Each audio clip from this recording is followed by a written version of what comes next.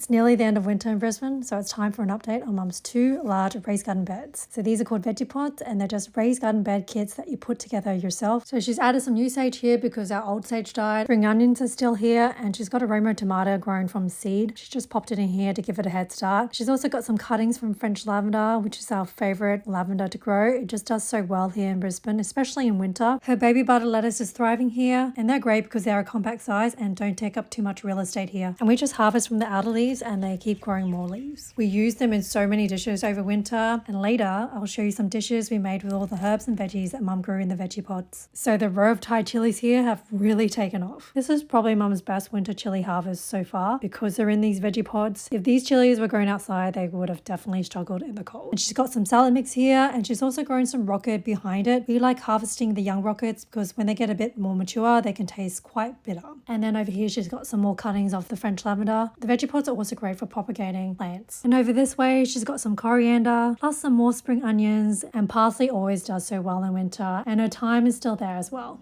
And yeah, Mum's really happy with all those chilies. All right, let's see what's happening in the second large Vegepods. So the Tuscan kale always does so well in winter. I mainly use it in my green smoothies, and Mum likes to add it with mushrooms to make an omelette. And Mum's sawtooth coriander died off a while ago, so my sister repotted some for her, and they've bounced back quite nicely in the Vegepod. It's traditionally used in pho, so Vietnamese beef noodle soup, or canh chua, a Vietnamese sweet and sour soup. And Mum's also propagating some more rosemary here. And she's got more parsley here, and I used it in so many winter dishes.